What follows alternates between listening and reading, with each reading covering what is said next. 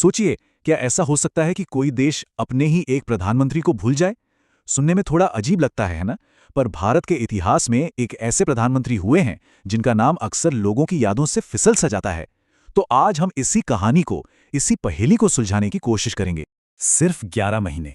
जी हाँ, इंदर कुमार गुजराल या आई.के. गुजराल का प्रधानमंत्री के तौर पर कार्यकाल बस इतना छोटा सा था। अब इतने कम वक्त में किसी भी लीडर के लिए कोई गहरी छाप छोड़ना वही लगभग नामुमकिन सा होता है।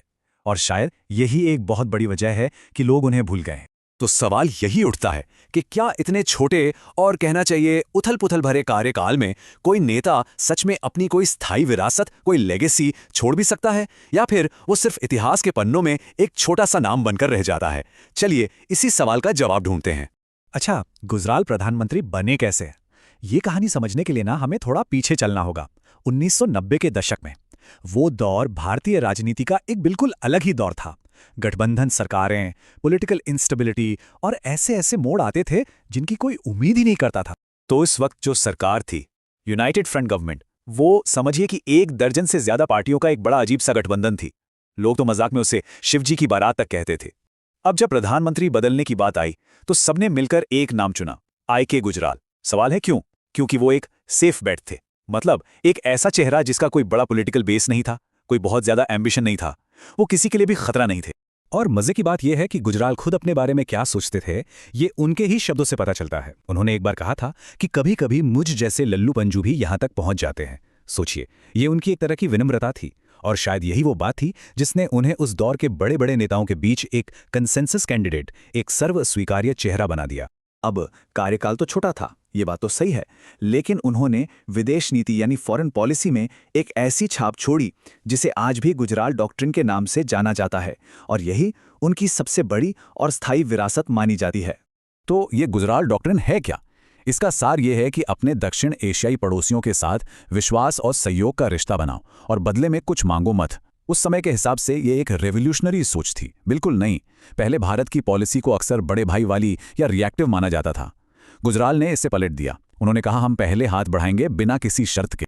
तो इस डॉक्ट्रीन के 5 मेन पिलर्स थे। पहला, नेपाल, बांग्लादेश, भूटान, मालदीव्स, श्रीलंका जैसे पड़ोसियों के साथ एक तरफा अच्छा व्यवहार करो। दूसरा, कोई भी दक्षिण एशियाई देश अपनी जमीन दूसरे के खिलाफ इस्तेमाल नहीं होने देगा।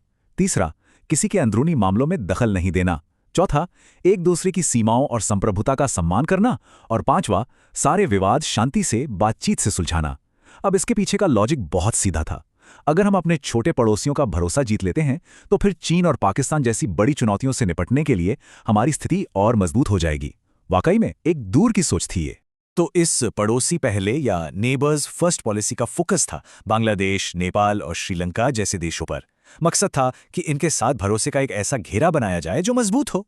और जानते हैं, ये जो उदारता उनकी पॉलिसी में दिखती है ना, वो असल में उनके कैरेक्टर का ही एक हिस्सा थी।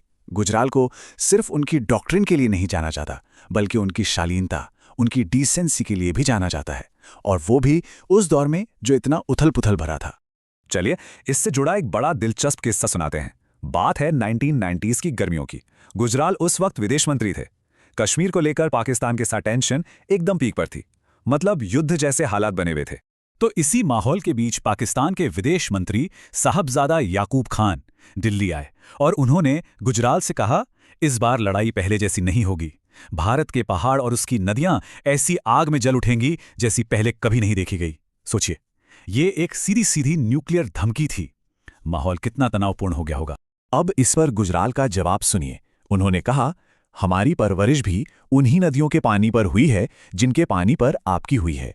बिल्कुल शांत, लेकिन कितना मजबूत जवाब। इसमें कोई गुस्सा नहीं, कोई आक्रामकता नहीं, पर एक बहुत गहरा संदेश था।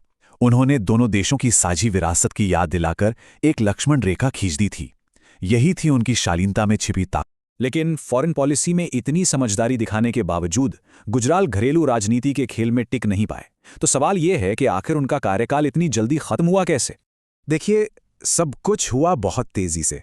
अप्रैल 1997 में उन्होंने शपथ ली और कुछ ही महीने बाद नवंबर आते आते उनकी सरकार पर संकट के बादल घिराए।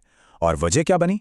वजह बनी जैन कमीशन की एक लीक हुई रिपोर्ट, जिसने राजनीति में जैसे भूचाल ही ला दिया। तो हुआ ये कि जैन कमीशन की रिपोर्ट में डीएमके पार्टी पर कुछ आरोप लगे थे। अब कांग्रेस पार्टी जो सरकार को बाहर से सपोर्ट कर रही थी, उसने मांग रख दी कि डीएमके को सरकार से बाहर करो। लेकिन गुजराल ने अपने गठबंधन के साथी को छोड़ने से साफ इनकार कर दिया। वो अपने सिद्धांत पर अड़े हैं और इसकी कीमत उन्हें अपनी सरकार गंवाकर चुकानी पड़ी। तो चलिए अब वापस अपने पहले सवाल पर लौटे हैं। इन सब के बाद क्या हम कह सकते हैं कि गुजराल आज भी मायने रखते हैं? आखिर उनकी विरासत, उनकी लेगेसी है क्या? अगर हम उनकी विरासत को देखें तो इसके दो पहलू हैं। एक तरफ उनकी कमाल की दूरदर्शी फॉरेन पॉलिसी और उनकी अपनी शालीनता है, लेकिन दूसरी तरफ उनका कमजोर पॉलिटिकल मैनेजमेंट और गठबंधन की राजनीति की मजबूरियां भी हैं। मतलब वो एक ऐसे लीडर थे जिनके पास बड़े बड़े आइडियाज तो थे, लेकिन उन आइडियाज को जमीन पर उतारने के लिए जो राजनीतिक ताकत और जो समय चाहिए होता है वो उनके पास नहीं था। और आखिर में एक सवाल जो सोचना जरूरी है। आईके गुजराल की पूरी राजनीति शालीनता और गरिमा के आसपास घूमती थी। आज का जो पॉलिटिकल माहौल है, जो शोर शराबा है, उसे देखकर यह सवाल मन में आता है कि क्या आज की राजनीति में शालीनता के लिए कोई जगह बची भी है?